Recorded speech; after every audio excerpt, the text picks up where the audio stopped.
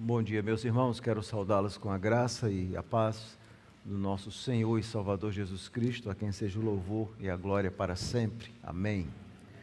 Vamos abrir nossas Bíblias no livro de Daniel. Nós vamos continuar. Estamos expondo pelas manhãs o livro de Daniel. Chegamos agora no capítulo 4 do livro de Daniel. Nós lemos do versículo 1 até o versículo 27, na primeira parte do culto, na liturgia. E agora nós vamos ler a segunda parte, do versículo 28 a 37.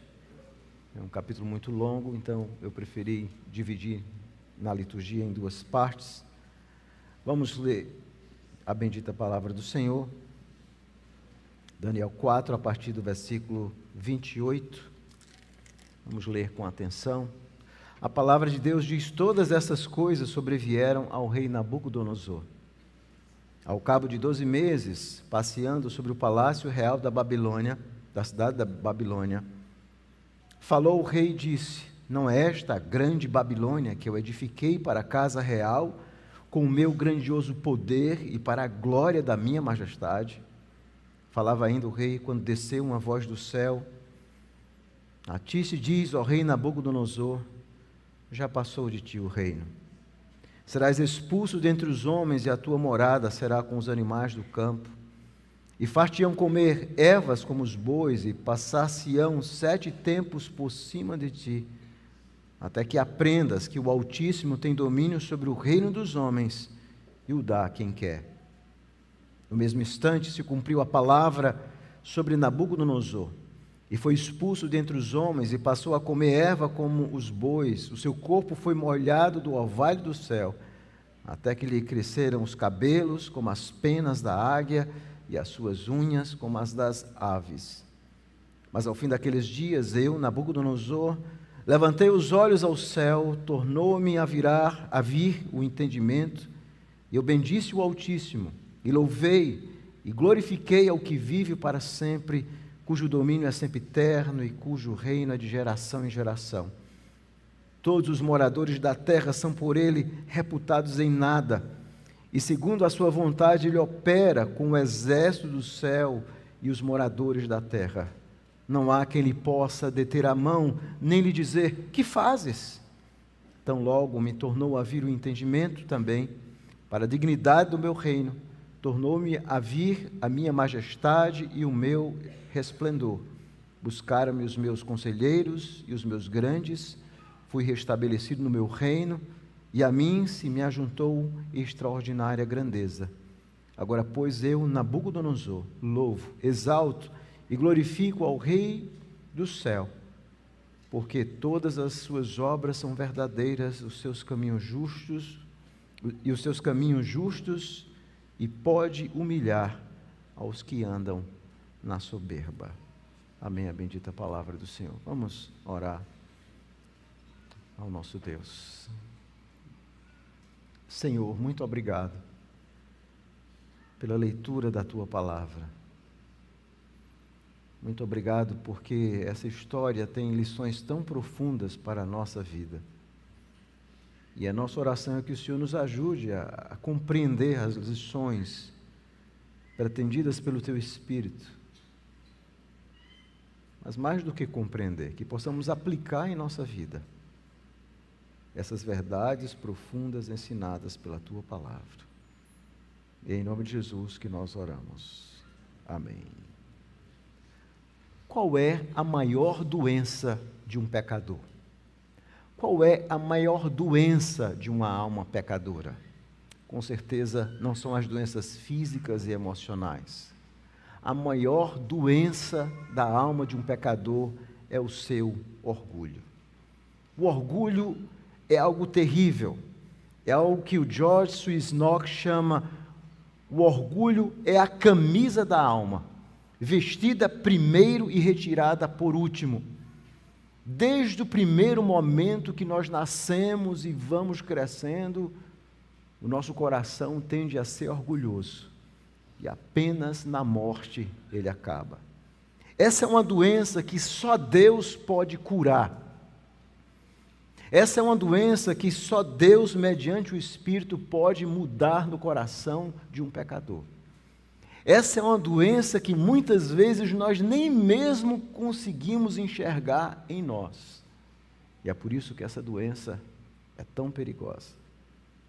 E esse texto nos ensina como Deus Altíssimo humilha um rei orgulhoso com o propósito de mostrar a sua grandeza e ensiná-lo o caminho da humildade. Sim, o Deus soberano nos ensina nesse texto a sua grandeza, o seu poder, e que só Ele é grande de fato. E todos nós devemos aprender a viver humildemente nesse mundo. Como é que eu faço para vencer essa doença? Como é que você faz? Esse texto nos ensina exatamente isso.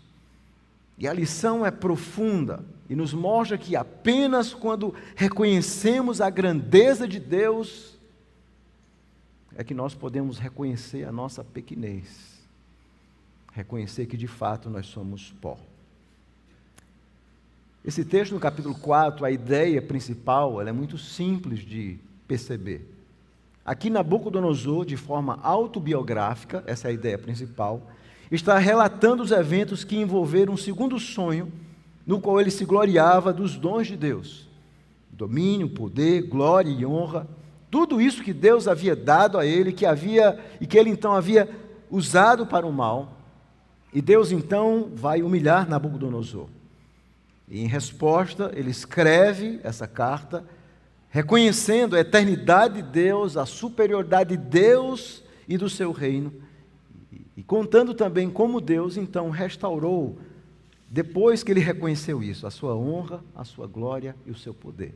Essa é uma ideia fácil e a própria leitura nos mostra. Agora vamos entender esse texto à luz do seu contexto. O capítulo 4 está no livro de Daniel, um livro que foi escrito para ensinar não apenas aqueles que estavam no cativeiro, mas aqueles que ainda ficaram em Israel, que Deus era o Deus soberano sobre todas as coisas.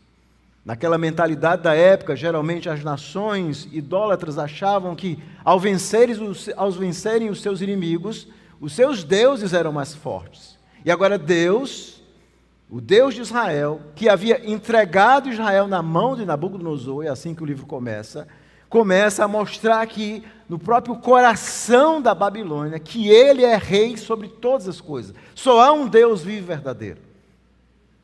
E é por isso que ele é chamado aqui como sendo o Deus Altíssimo. Essa é uma mensagem maravilhosa, a grandeza, o poder, o domínio de Deus sobre todas as coisas. Deus não é um Deus territorial, irmãos. Ele domina sobre todo o universo. Essa é a mensagem geral do livro de Daniel. Agora vamos analisar o contexto. O livro de Daniel ele tem duas partes muito claras. Do capítulo 1 ao capítulo 6 é uma narrativa, é uma história, contando, obviamente, a respeito, sobretudo, de Daniel e seus 3 amigos que são levados ali para a Babilônia e que serão instrumentos de Deus para engrandecer o nome de Deus e humilhar os reis da Babilônia. A partir do capítulo 7 até o capítulo 12, o livro então se transforma em um livro de visões proféticas, um livro que tem uma natureza profundamente apocalíptica. Então o livro de fato tem 2 partes, a narração de 1 a 6 e as visões de 7 a 12. Agora vamos olhar o contexto específico. Nós vimos que o livro também é dividido conforme a língua em que ele foi escrito. Então do capítulo 1 até o capítulo 2, versículo 4, o livro começa sendo escrito na língua hebraica. Do capítulo 2, versículo 14, até o capítulo 7, o livro, então, é escrito em aramaico. E do capítulo 8 ao capítulo 12, o livro, então, volta a ser escrito em hebraico. E por quê? Porque o aramaico era a língua franca. Era como se fosse o inglês da época. E, de alguma forma, não apenas os judeus, mas outros povos também iam ver a grandeza desse Deus glorioso. Um detalhe importante que nós vimos nos sermões anteriores é que o capítulo 2 ao capítulo 7, essa parte em aramaica, ela tem uma estrutura paralela, o que nós chamamos de quiasmo aramaico. E o que é que significa isso? Bom, de forma simples, significa que o capítulo 2 está relacionado ao capítulo 7. O capítulo 2 e o capítulo 7 falam de reinos humanos, de 4 reinos humanos que passam e o reino eterno de Deus que será estabelecido por Jesus. Então o capítulo 2 está em par com o capítulo 7. O capítulo 3 e o capítulo 6 fala a respeito da libertação daqueles que são fiéis. O capítulo 3 fala dos 3 amigos de Daniel que vão ser fiéis e serão libertos. E o capítulo 6 fala de Daniel ali na cova dos leões, onde ele mais uma vez é fiel a Deus e ele então é salvo e liberto. Então o capítulo 3 e o capítulo 6 eles estão em par. E o coração, e essa é uma forma muito oriental de pensar, de forma concêntrica, o coração da narrativa é o capítulo 4 e 5, que vai mostrar o julgamento de Deus sobre a arrogância da Babilônia. Primeiro de Nabucodonosor, no capítulo 4, e depois de Belsazar, o seu neto, no capítulo 5. Então, o capítulo 4 e o capítulo 5, de fato, são o coração dessa seção do capítulo 2 ao capítulo 7. Então, fica claro nós entendermos esse ponto aqui. Deus quis mostrar ali que Ele era o Altíssimo, e Ele tinha o poder, então, de dar o reino a Nabucodonosor, tirá-lo, dá-lo novamente, mas Ele também, no capítulo 5, vai mostrar que Deus tira o reino de Belsazar e dá a Ciro Medo-Persa. O livro mostra, então, a grandeza, o domínio, o poder de Deus sobre todas as coisas. Agora vamos olhar o contexto imediato. Nós vimos que no capítulo 3, tanto 2 como 3, todos eles terminam com Nabucodonosor bendizendo a Deus. E o capítulo 4 começa e termina agora com Nabucodonosor também bendizendo a Deus. Então, literalmente, o capítulo 4, versículo 1 a 3, e o capítulo 4, o final do versículo 34 a 37, eles começam literalmente com Nabucodonosor bendizendo e termina com Nabucodonosor também bendizendo a Deus. Essa é a estrutura desse texto. E o capítulo 4 vai mostrar algo muito inusitado, que é uma carta que Nabucodonosor escreve. Então, nós temos que analisar o texto aqui, é uma narrativa, é uma história que tem um enredo, personagens. Mas o ponto central aqui dessa narrativa é uma narrativa epistolar biográfica, ou seja, é uma carta que Nabucodonosor escreve de forma profundamente autobiográfica, relatando o que Deus fez na vida dele. É isso que nós temos aqui no capítulo 4. Então, o gênero é a forma do texto, a narrativa, mas aqui nós temos literalmente uma carta escrita por Nabucodonosor. Agora vamos olhar para o capítulo 4, o texto, a análise desse texto. Você vai observar, se você for um leitor mais atento, que você tem a introdução da carta, no capítulo 1 ao versículo 3, ele faz essa introdução. E o capítulo 4 começa com eu, Nabucodonosor. Então, do capítulo 4, versículo 4 até 18, você vai ver um texto todo em primeira pessoa. Para quem sabe português, ele está falando dele mesmo. É um texto autobiográfico. Então, capítulo 4, versículo 4 a 18, ele está falando dele mesmo. É um texto autobiográfico.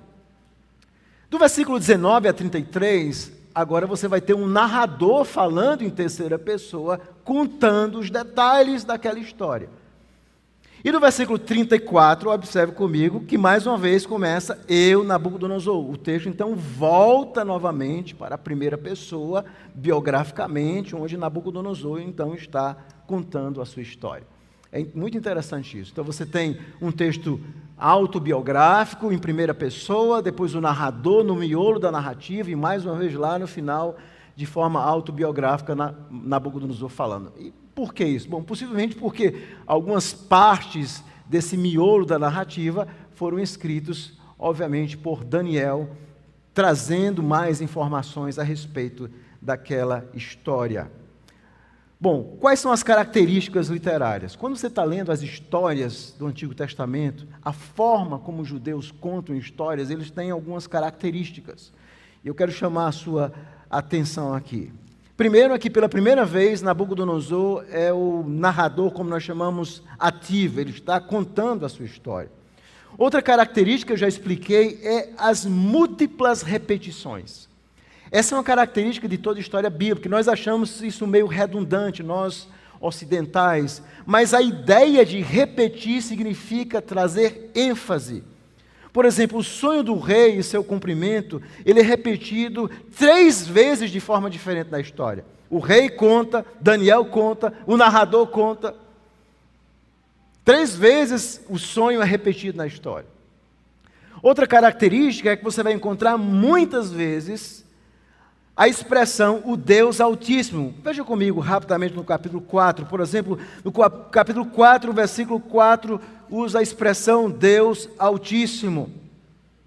Nós vamos encontrar também no capítulo 4, no versículo 17, que Deus é o Deus Altíssimo, que tem domínio sobre o reino dos homens e o dá a quem quer. Você vai encontrar também no versículo 24, Deus é o Rei Altíssimo. Versículo 25, Ele é o Altíssimo, Ele tem domínio sobre os homens, Ele dá a quem quer. Você vai encontrar várias e várias vezes, no versículo 32, Deus é o Deus Altíssimo, Ele tem um domínio sobre o reino dos homens e o dá a quem quer. Percebem isso? A repetição, a ênfase. E isso era uma forma para que os leitores então focassem no cerne da história. A história não é sobre Nabucodonosor, o ponto principal não é sobre queda e orgulho, o ponto principal é um Deus Altíssimo que domina sobre todas as coisas e humilha os homens, Ele dá o seu reino a quem quer e tira quando quer, e ninguém pode dizer que fazes. Ninguém pode dizer que fazes. Agora vamos analisar a estrutura do capítulo 4. Existe uma dúvida muito séria no capítulo 4, porque nos textos mais antigos, em aramaico, aquilo que nós conhecemos como capítulo 4, versículo 1 a 3, na verdade, é o final do capítulo 3. Então, em muitos manuscritos aramaicos, esse capítulo 3, que termina na sua Bíblia e na minha no versículo 30, ele vai até o versículo 33, literalmente. Então, o final seria, esse início do capítulo 4 seria o final do capítulo 3. Algumas versões, inclusive antigas, inglesas e em outros idiomas, preservam isso. Porém, o que faz mais sentido é isso que tem na nossa versão, de que o capítulo 4, de fato, é o começo da história, conforme nós temos na nossa versão. Mas esse é um detalhe importante, caso vocês vejam uma versão diferente. E essa história, então, ela tem uma estrutura muito clara, que era muito comum eles usarem uma técnica literária chamada inclúcio, que é colocar uma ideia no início e no final da narrativa. Observe que o início do capítulo 4 começa com a ideia de Deus, que é um Deus eterno. E vai também terminar, no versículo 37, com a ideia de Deus como o Rei do céu. Então a ideia de Deus como um Rei eterno domina toda a história do capítulo 4. Então era muito comum colocar uma palavra no início e no final da narrativa, exatamente para fechar a ideia. É isso que nós temos aqui. A ideia central é Deus como Rei. Como é que o texto, então, está estruturado? Bom, o texto tem 5 partes muito claras, eu chamo a sua atenção. Primeiro, ele começa com essa introdução, com a carta de Nabucodonosor, versículo 1 a 3. Versículo 4 a 18, ele conta o sonho. Versículo 28 a 33, versículo, aliás, 19 a 27, a predição de que ele será humilhado através de Daniel, uma profecia e uma advertência. Versículo 28 a 33, lembra que ele esquece e continua vivendo a mesma vida dele, e ele então será punido por Deus, é o pecado, é a humilhação dele, 38 a 33. E por último, o arrependimento e restauração, versículo 34 a 37. Então, qual é a ideia central, qual a tese, o argumento central do capítulo 4? E será o tema do sermão nessa manhã. O tema é: o Deus Altíssimo humilha um rei orgulhoso. O Deus Altíssimo humilha um rei orgulhoso. A queda e restauração de Nabucodonosor. E nós temos essas 5 ideias. A reflexão epistolar de Nabucodonosor, versículo 1 a 3. O relato do sonho de Nabucodonosor, que é o conteúdo, versículo 4 a 18. A predição da humilhação de Nabucodonosor, 19 a 27. O pecado e humilhação de Nabucodonosor, 28 e 33. e o arrependimento e restauração, 34 a 37. Agora vamos analisar o texto, obviamente é uma sessão longa, não dá para analisar detalhadamente, verso por verso, mas nós vamos ponderar a respeito disso. Essa história é uma história interessante, o capítulo 4, não é? Geralmente quando nós vamos ler um livro de história, qualquer livro comum de história, ou assistir um filme na televisão, uma série, é comum que algumas vezes a história comece pelo fim. É exatamente o que nós temos aqui, não é? A história é de alguém que já experimentou algo e está escrevendo de uma forma retrospectiva, contando o que aconteceu. E a história começa dessa forma. A história começa com essa carta de Nabucodonosor. É assim que começa: o rei Nabucodonosor a todos os povos, nações e homens de todas as línguas que habitam em toda a terra, paz vos seja multiplicada. Pareceu-me bem fazer conhecidos os sinais e maravilhas que o Deus Altíssimo tem feito para comigo. Quão grandes são os seus sinais, e quão poderosas as suas maravilhas. O seu reino é reino sempiterno, o seu domínio de geração em geração. Talvez para quem está aqui e não leu o livro de Daniel, não entenda o que está acontecendo aqui. No capítulo 3 nós vimos que Nabucodonosor construiu uma grande imagem de escultura, e ele então pede, ordena que todos os povos, no capítulo 3, versículo 7, todos os povos, línguas e nações deveriam se prostrar diante dessa imagem. E agora aquele rei que é humilhado por Deus está escrevendo novamente a todos os povos, línguas e nações, e está dizendo: olha, tudo aquilo que eu disse de alguma forma é loucura, esqueçam o que eu falei. Só existe um Deus verdadeiro que vocês devem reconhecer. Só há um Deus Altíssimo. É por isso que a narrativa é interessante. E o texto original no aramaico, ele começa de uma forma diferente. Ele começa com a palavra sinais e maravilhas que o Deus Altíssimo tem feito para comigo. Eu quero relatar isso. Literalmente seria uma tradução dessa forma. Ele começa apontando esses sinais, as maravilhas que Deus havia feito. E o que significa essa ideia de Deus Altíssimo? Apenas no livro de Daniel nós encontramos essa expressão, aqui sobretudo essa palavra no aramaico, Deus Altíssimo. Essa é uma forma de Deus se revelar ali na Babilônia, onde existiam tantos deuses, era um povo idólatra, e agora Deus está se mostrando que Ele não pode ser manipulado, controlado pelos homens, Ele é Altíssimo. Literalmente a palavra significa algo que é grande, superior, é o Deus Altíssimo.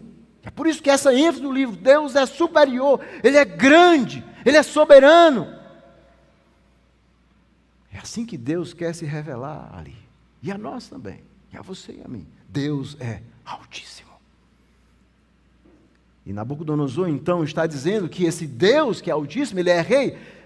O versículo 3 diz que o seu reino é sempiterno. O que significa essa ideia de sempiterno? A palavra aramaica aqui é uma coisa perpétua, que tanto pode significar algo perpétuo como antigo, sem tempo passado e futuro, algo que permanece para sempre.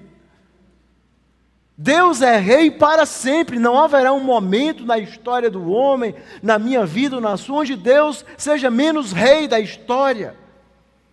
É isso que Nabucodonosor está reconhecendo, aquele rei, que era o homem mais poderoso da face da terra, pelo menos nesse período aqui. E ele está dizendo assim: só tem um rei que governa sobre tudo. Eu quero que todas as nações saibam disso, esse rei é Deus. É assim que ele começa. E logo em seguida, a partir do versículo 4, ele começa a relatar o seu sonho. Eu, Nabucodonosor, estava tranquilo em minha casa e feliz no meu palácio. Deixa-me fazer uma tradução literal do texto aramaico, porque ele diz assim: eu, Nabucodonosor, estava tranquilo em minha casa e florescendo no meu palácio. É irônico, não é? A palavra que é traduzida aqui na nossa versão por feliz, literalmente é florescendo. Ele diz assim: eu estava tendo uma vida maravilhosa. Minha vida era fantástica. Eu estava florescendo no meu palácio. Talvez você não saiba, mas é atribuído a esse Nabucodonosor a construção dos jardins suspensos. Obviamente há uma dúvida de alguns estudiosos se foi ele ou não, mas segundo a tradição, e esses jardins suspensos, eles são chamados a 7ª maravilha do mundo. Uma obra de engenharia espetacular. que, segundo alguns narram, ele mandou construir para dar de presente à sua esposa Amitis. Que presente, hein? E nós ainda achamos que damos algum presente. Ele mandou construir um palácio, jardins suspensos. E sabe por quê? Porque ela era da Média, segundo a história. Ela era uma região montanhosa ali do Irã. E ela então sentia falta de florestas, de montanhas, de animais. Ele então manda construir esses jardins suspensos. Algo que, segundo a história, era espetacular. Ele era rei, Deus... E no capítulo 2, ele reconhece, Deus havia dito a ele, que Deus havia dado tudo isso a ele, mesmo que ele não servisse a Deus. Deus havia dado esse poder, esse domínio, ele então está florescendo. E é interessante essa ideia de florescendo, porque todo sonho que ele vai ter tem a ver com uma grande árvore.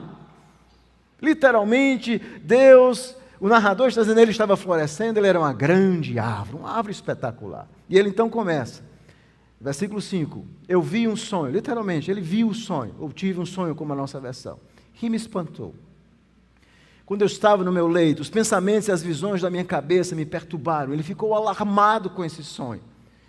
E ele então expede um decreto do versículo 6, os seus sábios são introduzidos à sua presença, e ele então quer saber, ele chama os magos, os encantadores, os caldeus, os feiticeiros, e ele então conta o sonho. Lembra que no capítulo 2 ele não conta o sonho, eles queriam que eles adivinhassem o sonho e dessem a interpretação, o que era impossível.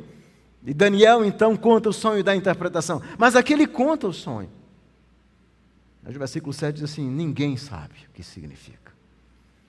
Ninguém sabe o sonho. E o narrador está observando, preste atenção, ele vai levando você ao suspense. Nós não sabemos ainda qual é o sonho. E ele continua, por fim, se apresenta a Daniel, cujo nome era Belsazzar. E o texto então nos diz, no versículo 8, segundo o nome do meu Deus, ou seja, do Deus que ele acreditava, no qual o Espírito dos deuses santos, eu lhe contei o sonho, dizendo, Belsazzar, chefe dos magos, eu sei que em ti há o Espírito dos deuses santos, e nenhum mistério te é difícil. Eis as visões do sonho que eu tive, dize-me a interpretação. E ele então agora vai contar a Daniel aquele sonho que ele teve. E o sonho era simples, ele vai contar a partir do versículo 10. O sonho que ele tem ele estava olhando e viu uma grande árvore, cuja altura era grande. Esse é o sonho. Ele viu uma árvore enorme. E essa árvore então cresce, a sua folhagem era formosa, fruto abundante, havia nela sustento para todos, os animais vinham se aninhar e achavam sombra. Era uma árvore perfeita. Um sonho de uma árvore bela, grandiosa. O sonho começa muito bom. Mas esse sonho se transforma em um pesadelo. Já teve aquele momento onde você está dormindo muito bem e tem um pesadelo? Há uma parte do sonho que se torna um pesadelo. E esse pesadelo começa exatamente aí no versículo 13. Ele vê no sonho um vigilante. A ideia de vigilante, a palavra aramaica é alguém que está acordado, mas aqui na narrativa, é uma narrativa obviamente que tem uma linguagem profética, simbólica, que com certeza tem a ver com um anjo, um emissário de Deus. E esse vigilante, ou seja, alguém que está sempre observando, mostra que Deus, esse Deus do céu, está sempre observando as ações humanas. E aqui no sonho, esse vigilante diz o seguinte, ele começa a dar várias ordens em forma imperativa. Derruba a árvore, corta os ramos, derriçai-lhe as folhas, espalhai o seu fruto, afugente os animais debaixo das árvores, os seus ramos. Então a ordem é, corta a árvore, mas a cepa, as raízes, deixa ela natada na terra. E ela então vai ser molhada do orvalho do céu, e a sua porção seja com os animais, a árvore da terra, ou seja, aquela árvore seria cortada, mas ela não seria destruída. É como você corta uma árvore, mas fica ainda o toco, ficaria ainda o toco. Mas esse toco seria humilhado, ele receberia o orvalho do céu, e aquele toco se misturaria com os animais da terra. Versículo 16 diz, mudou-se o coração para que não seja mais coração de homem, ele seja dado coração de animal. E passem sobre ele 7 tempos. Essa ideia de 7 tempos, a ideia de 7 no hebraico é a ideia de completude, um tempo completo, perfeito. 7 tempos. Esta é a sentença por decreto dos vigilantes, e esta a ordem por mandado dos santos, a fim de que conheçam os viventes que o Altíssimo tem domínio sobre o reino dos homens e o dá a quem quer, até o mais humilde dos homens. Ele constitui sobre eles. Isto vi eu, Nabucodonosor, em sonhos. Tu, Belsazar, me dizes o que significa isso.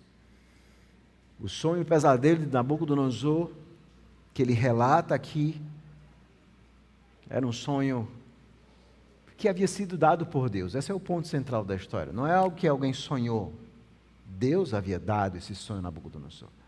Deus queria ensinar alguma coisa a Nabucodonosor. E Nabucodonosor então chama Daniel. E o versículo 19 ao versículo 27 é o momento onde Daniel entra em cena. E Daniel então escuta aquele sonho e ele fica então atônito por algum tempo. Isso significa que ele não revelou o sonho automaticamente. Possivelmente ele foi orar, ainda que a narrativa não diga isso. Em algum momento Deus então revela a Daniel, os pensamentos o perturbavam. E ele então volta ao rei, e o rei então no versículo 19 pergunta, ele está perturbado, Beltesazar, o rei diz a ele, não te perturbe o sonho nem a sua interpretação. E veja como Daniel responde no versículo 19, Senhor meu, o sonho seja contra os que te têm ódio e a sua interpretação para os teus inimigos. O sonho não era nada bom. E Daniel diz assim, olha, eu queria que esse sonho não fosse para o Senhor, fosse para os inimigos, para aquelas pessoas que te odeiam. Mas o sonho é com o Senhor, é com você. O sonho era terrível. E qual era o significado dessa árvore? Quem era essa árvore do sonho? Daniel começa a contar no versículo 20. A árvore que você viu, no versículo 22 diz assim, és tu, ó rei, que cresceste, vieste a ser forte, a tua grandeza cresceu e chega até o céu, o teu domínio até a extremidade da terra. Ele era. Assim como no primeiro sonho, no capítulo 2, aquela cabeça de ouro era ele, e que o seu reino ia passar, agora, mais uma vez, ele é essa árvore. É você essa árvore. Deus abençoou você, Deus te deu riqueza, Deus te deu glória, Deus te deu muita coisa. Mas agora chegou a hora da conta. E aí no versículo 24 vem a interpretação. E esta é a interpretação ao rei, e este é o decreto do Altíssimo que virá contra o rei, meu senhor. Serás expulso dentre os homens, a tua morada será com os animais do campo, dar-te-ão a comer ervas com os bois, serás molhado do orvalho do céu, e passar-se-á 7 tempos por cima de ti, até que conheças que o Altíssimo tem domínio sobre o reino dos homens e o dá a quem quer. Aqui Daniel está dizendo, é você. Deus vai tirar o reino de você. Deus vai humilhar você. Chegou a sua hora. Então se humilhe, é isso que Daniel diz. Daniel age como um profeta de Deus. Veja o que ele diz, versículo 26. Quanto ao que foi dito, que se deixasse a cepa da árvore com as raízes, o teu reino tornará a ser teu, depois que tiveres conhecido que o céu domina. Deus domina. Essa é a lição que Deus quer ensinar. Deus não queria destruir Nabucodonosor. Deus queria ensinar a ele que Deus era Deus e que Deus dominava. E aí no versículo 27 nós vemos Daniel. Portanto, ó rei, aceita o meu conselho. E agora o profeta Daniel. Põe termo pela tua justiça, em teus pecados e em tuas iniquidades, usando de misericórdia para com o pobre, talvez se prolongue a tua tranquilidade. Daniel diz assim, então se arrependa. Veja o que Deus está dizendo que vai fazer com você. Se arrependa. Se humilhe diante desse Deus que domina, que é o Deus Altíssimo. Sirva esse Deus. Aceita o meu conselho, rei. Mas infelizmente, como nós sabemos, irmãos, o coração do homem, ele tem essa síndrome de Lúcifer, que é o orgulho. aquilo que Satanás diz, você vai ser semelhante a Deus. Você não precisa de Deus para viver. Você só precisa de si mesmo, da sua habilidade, da sua competência. Ele esqueceu tudo isso. E o texto então nos diz que depois dessa predição, que vai até o versículo 27, nós temos o pecado e a humilhação de Nabucodonosor. E o tempo vai passando. E assim, nós achamos que a conta não chega do juízo de Deus. Na nossa vida é assim. O tempo foi passando, 12 meses, passou um ano, nada aconteceu. Nabucodonosor ouviu o sonho, ouviu a pregação através do profeta Daniel. Talvez tenha pensado, talvez tenha passado 1 ou 2 semanas melhorzinho. Mas ele continuou o mesmo, irmãos. Um pecador inveterado, orgulhoso. E o texto nos diz que ao cabo de 12 meses, ele estava olhando. É interessante, o texto aramaico diz que ele estava passeando por Babel, a sua cidade. De alguma forma isso nos lembra aquela Babel. Lembra aquela torre de Babel? Onde o homem constrói e diz assim, vamos ser igual a Deus. Nabucodonosor então está passeando, e veja a frase dele, não é esta a grande Babilônia que eu edifiquei para a casa real?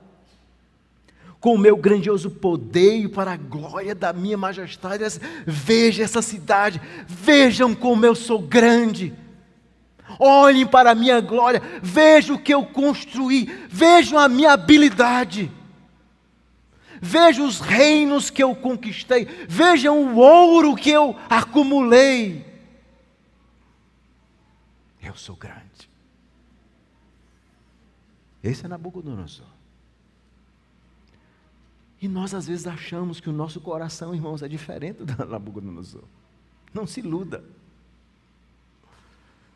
Esse é o espelho de todo o coração pecador. Esse senso de autossuficiência e grandeza e de autoconfiança e de independência em relação a Deus, é isso que nós temos aqui. E o texto então nos diz que naquele momento falava ainda o rei. É interessante que o versículo 30 na versão aramaica diz assim, respondeu o rei e disse, não é esta a grande, parece que ao que tu nos diz, é como se alguém tivesse dito alguma coisa, ele estivesse respondendo, dizendo assim, não, é verdade, eu construí tudo isso. E ele ainda falava quando desceu uma voz do céu, a ti se diz, ó rei Nabucodonosor, já passou de ti o reino, serás expulso dentre os homens, a tua morada será com os animais do campo, e far-te-ão comer erva com os bois, e passar-se-á 7 tempos por cima, até que aprendas que o Altíssimo tem domínio sobre o reino dos homens e o dá a quem quer.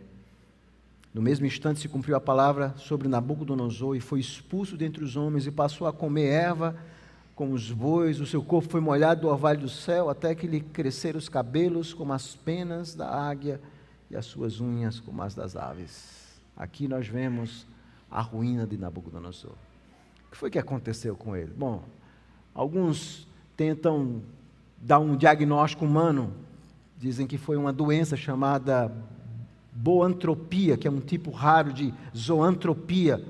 Seria um transtorno psiquiátrico em que a pessoa acredita ser um animal, e começa a viver como um animal. O texto não diz nada disso. O texto está dizendo que isso foi um juízo que Deus trouxe para ele. Nós não sabemos com certeza. O fato é que ele perde o sentido, ele perde a razão. E ele então começa, de fato, a agir como um animal. Nós temos visto nesses dias, nessa geração pós-moderna, onde as pessoas dizem que ninguém nasce nem homem, nem mulher, onde cada um escolhe o que quer ser, e a gente está vendo um monte de Nabucodonosorzinho aí. Pessoas que dizem que nasceram animal, que são cachorro. Vocês já viram isso pela internet? Pessoas dizem assim, olha, eu sou um animal. Eu não sou um humano. Essa loucura da sociedade atual. E aqui nós vemos que, aqui no caso dele, foi real, não era algo da sua cabeça, ele de fato adoeceu. Ele perdeu completamente o sentido, a razão. E ele então vai passar um período da sua vida vivendo como uns animais. O homem mais poderoso da terra vive um período como os animais. Mas Deus havia prometido que ia restaurar o reino dele. E quando isso acontece, Versículo 34 vai nos falar do arrependimento e restauração. O pecado dele, ele foi humilhado diante de Deus devido ao seu pecado, à sua arrogância. No versículo 34, começa mais uma vez, aí começa para a primeira pessoa. Mas ao fim daqueles dias, eu, Nabucodonosor, levantei os olhos ao céu. Coisa maravilhosa. O narrador diz que o céu é quem domina, que Deus é altíssimo. E naquele estado, Deus ainda teve misericórdia daquele homem orgulhoso e prepotente. E deu a ele um lampejo de razão até então que ele levanta os olhos para o céu e contempla que há um Deus altíssimo que é o rei e dá a quem ele quer como ele prometeu. E ele então volta ao seu entendimento. O texto diz, tornou-me a vir o entendimento. E eu bendisse o Altíssimo, e louvei, e glorifiquei ao que vive para sempre, cujo domínio é sempre eterno, e cujo reino é de geração em geração. Aí finalmente ele se dobra à grandeza de Deus. E ele continua no versículo 35, os moradores da terra são por ele reputados em nada. Segundo a vontade, ele opera com o exército do céu, os moradores da terra, não há quem lhe possa deter a mão, nem lhe dizer, que fazes? Quem pode dizer a Deus, por que você está fazendo isso? Por que você está governando o mundo desse jeito? Ninguém pode fazer isso. E quando ele então torna a ter entendimento, o versículo 36 então diz que os seus conselheiros, os grandes, buscam, ele então é restabelecido novamente no seu reino. Que experiência, não é, irmão? E o capítulo termina com a doxologia, que é um tributo a Deus. Agora, pois eu, Nabucodonosor, louvo, exalto e glorifico ao Rei do céu, porque todas as suas obras são verdadeiras, os seus caminhos justos, e pode humilhar aos que andam na soberba. Essa foi a grande lição que ele aprendeu. Não há ninguém grande, só há Deus, o Altíssimo. Qual era o ponto dessa história? Nós temos que pensar, e é muito importante nós pensarmos nas histórias bíblicas, não de forma moralista, mas qual era o significado dessa história para aqueles primeiros leitores, para aqueles judeus que estavam na Babilônia, aqueles ainda que estavam em Israel espalhados. Qual era a grande lição do capítulo 4? A grande lição era que, apesar das aparências, o Deus Altíssimo, o Deus deles, sim, que havia entregado eles na mão dos caldeus, esse Deus é soberano e absoluto, rei sobre todos os reinos. Deus não é um Deus territorial de Israel. Ele era rei em Israel, era rei na Babilônia, era rei na Medo-Persa, ele é rei no Brasil, ele é rei nos Estados Unidos, na Rússia, no mundo, no universo inteiro. Deus é rei. E ele dá então a quem quer o seu reino e os reinos dos homens. Mas ele chama todos os homens a se humilharem na sua santa e bendita presença. Essa é a grande lição para os primeiros leitores. Mas para nós que somos cristãos, para nós que aprendemos com Jesus que as histórias do Antigo Testamento têm o seu cerne, não nessas personagens, mas que todas elas, de alguma forma, culminam com a pessoa bendita de Cristo Jesus. Obviamente, essa história fala a respeito desse Deus que é grandioso e que é altíssimo e que governa sobre tudo. Mas tanto no capítulo 2 como no capítulo 7, sobretudo do livro de Daniel, o livro fala no capítulo 7 do Filho do Homem, aquele que Deus daria o reino e daria poder sobre todos. Esse Deus Altíssimo, e isso é maravilhoso. Esse Deus Altíssimo para restaurar. E é importante nós entendermos, Deus é rei sobre todas as coisas. Mas existe um foco de rebelião dentro desse reino que é governado por Deus. Nós temos o reino parasita de Satanás, que não tem domínio sobre nada, que não compete com o reino de Deus, mas que vive dentro desse reino criado, se alimentando das coisas que Deus criou. Um reino parasita. e seres humanos rebeldes que vivem nesse reino. E para restaurar o seu reino sobre todas as coisas, para acabar com toda a rebelião, Deus faz a promessa após o pecado de Adão de um rei que viria. O Deus Altíssimo se faria carne. O Deus Altíssimo, o Rei Altíssimo viria ao mundo, muito mais glorioso do que Nabucodonosor, muito mais majestoso do que Nabucodonosor, mas seria o mais humilde de todos. O Rei Eterno se encarnaria, o Emanuel, o Deus conosco, o Rei dos Reis. Ele se encarnaria de forma humilde, para envergonhar aqueles que acham e que confiam na grandeza e que acham que o orgulho é a solução para as suas vidas.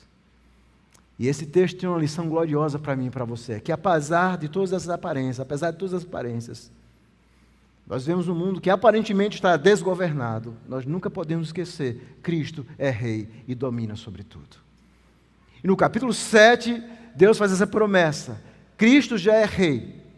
Em uma das suas parábolas, no capítulo 4 de Marcos, versículo 30 a 32, Jesus também compara o seu reino a uma árvore, é interessante isso, de animais que se aninham. Ele diz, o reino de Deus é como um grão de mostarda, e essa árvore então vai crescendo.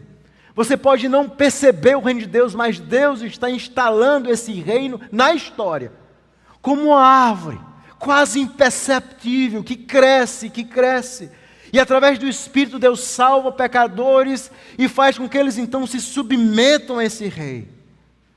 Até que no tempo certo o rei vai voltar na sua segunda vinda, para ensinar os homens que só há um rei sobre o universo. E Deus, o Altíssimo, colocou todas as coisas debaixo dos seus pés, Jesus. Aí em Apocalipse, essa imagem. A Babilônia cai. E a Babilônia, em Apocalipse, é o símbolo de todas as nações, de todos os homens e governos que vivem em rebelião contra Deus. Todos cairão, para que o reino de Cristo seja estabelecido de forma definitiva para sempre. Essa é a nossa esperança. Essa é a mensagem desse livro. Cristo reina, apesar de todas as aparências. Ele é Rei sobre todas as coisas. E como é que alguém pode conhecer esse Rei? Só o Espírito pode quebrar o orgulho dos pecadores, para que eles possam humildemente irem até Jesus. Essa é a obra do Espírito. Só o Espírito pode quebrantar um coração e tirar o orgulho e a prepotência. Há uma coleção de hinos chamada Olden Hymns, que foi publicada por William Cowper e John Newton, o mesmo que escreveu aquele cântico Amazing Grace. E há um hino, estilo poesia, escrito chamado A Criança Recém-Nascida. E ele escreve esse hino, e eles eram muito bons, né, na parte poética, como uma metáfora sobre o início da vida cristã. Eles descrevem a vida cristã como a transição do entusiasmo inicial, a luta contra o orgulho, até chegarmos em uma fé mais madura e humilde. E o hino diz mais ou menos assim: o recém-nascido da graça do Evangelho. O recém-nascido da graça do Evangelho, ou seja, aquela pessoa que conhece o Evangelho e se converte, como uma bela árvore, quando o verão se aproxima, sob a face resplandecente de Emanuel, ergue ao alto o seu ramo e floresce. É assim que começa a nossa vida cristã, como uma árvore sob Emanuel. Então você conhece o Evangelho e você então floresce. Não sente medos, não vê inimigos, nenhum conflito ainda ocupa a sua fé, nem aprendeu a quem ele deve a força e a paz que a sua alma desfruta. Ou seja, nós vamos esquecendo qual a razão da força que está em Deus e não em nós, e vamos nos tornando descuidados. Ele continua, mas o pecado logo lança seu ferrão cruel, e os confortos minguam dia após dia. O que parecia ser uma fonte que se alimentava sozinha, prova ser apenas um riacho que se esvai. E o orgulho e a prepotência vai fazendo com que você vá se esvaindo como um riacho. Eles continuam: quando Gideão armou o seu numeroso exército, o Senhor logo reduziu seus números e disse: para que Israel não se glorie em vão, dizendo: meu próprio braço me trouxe esse sucesso. Assim eles concluem: Ele abaterá nossos espíritos e fará baixar nossos confortos parcos, para que, salvos pela graça, mas não pela nossa própria, não possamos reivindicar o louvor que devemos. É exatamente isso que Deus faz. Deus, ao longo da nossa vida, o tempo inteiro, através das circunstâncias e das adversidades, e através da humilhação, muitas vezes, do nosso próprio pecado, Ele vai abatendo os nossos espíritos, como fez com Paulo, para que Paulo reconhecesse que apenas a graça lhe bastava, porque o poder se aperfeiçoa na fraqueza. Meus irmãos, não esqueçam isso. A essência da vida cristã está atrelada essencialmente à nossa compreensão de nossa humildade. Mas ninguém pode ser humilde. E aqui está o coração da humildade. O coração da humildade está atrelado à nossa visão de Deus. Só quem tem a visão de um Deus grande se sente pequeno. E a minha oração é que Deus esteja fazendo isso diariamente comigo e com você. Só Deus é grande. Só o céu domina. E as aplicações são muito claras desse texto. O nosso Deus, o seu Deus, o meu Deus, se você é um cristão, é Deus soberano e altíssimo sobre todas as coisas. E isso traz segurança e paz ao nosso coração em qualquer circunstância. Como trouxe para aqueles primeiros leitores, traz para nós uma segurança muito maior, porque nós cremos que esse Rei morreu, nos comprou e intercede por nós. Nós temos que aprender, irmãos, que o céu domina. E Deus quer nos ensinar isso em cada área da nossa vida. Ele quer nos ensinar que nós nunca podemos dizer a Deus: o que você está fazendo? O que é que você está fazendo com minha vida? O que Deus quer é que nós nos humilhemos diariamente. Apesar das aparências, nosso Deus é soberano sobre os reinos terrenos e os dá e tira a quem quer. Isso deve chamar a todos, grandes, pequenos, líderes. Todos devemos seguir o caminho de humildade. Todos nós somos chamados a uma vida de arrependimento diário. O orgulho humano se torna mais grave quando nós vemos que o próprio Deus eterno escolheu o caminho da humildade, da cruz, da manjedoura, para humilhar os homens.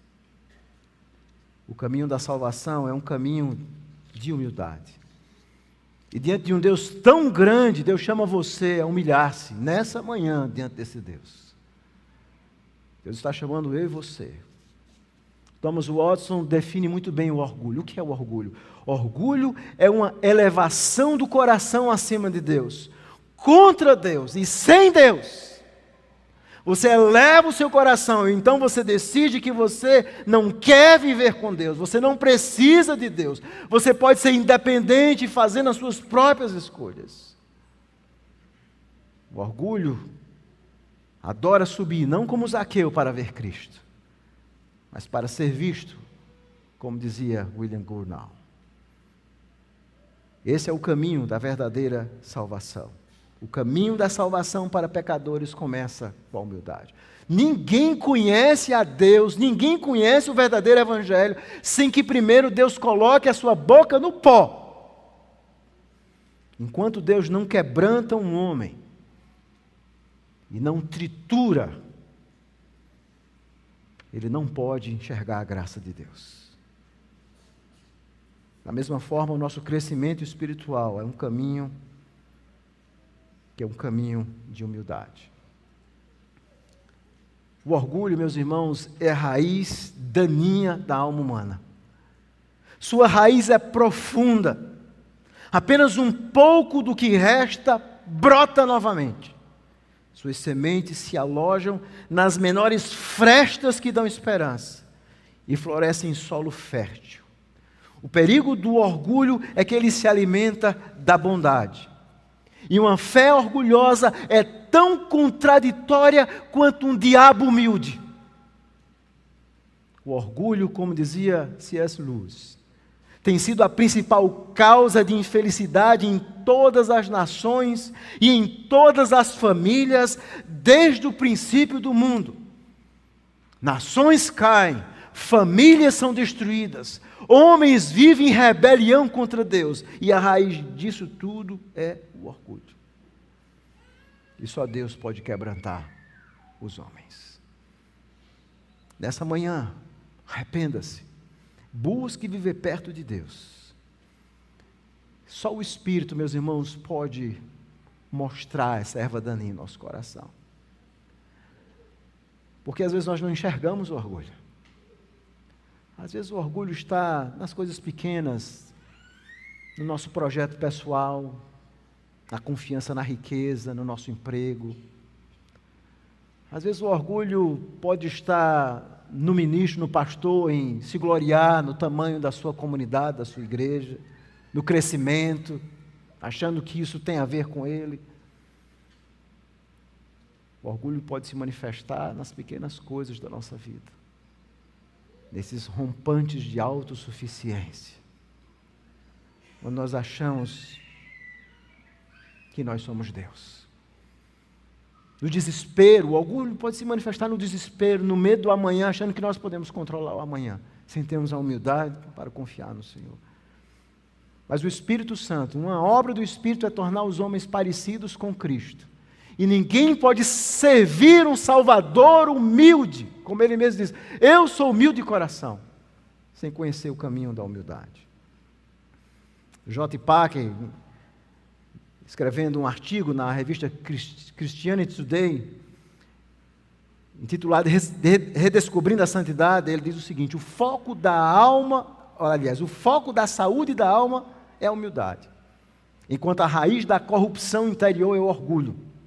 Na vida espiritual, nada permanece estático.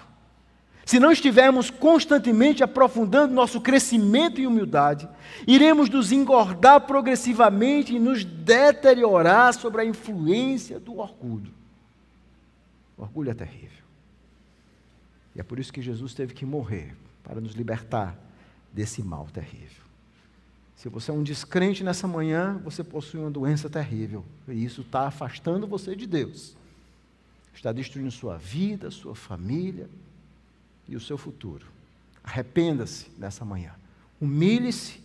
Levante os seus olhos para o céu. Creia nesse Salvador glorioso e humilde, para que você possa ter uma nova vida com Ele. Se você é um crente, cuidado com a pior doença da alma, o orgulho.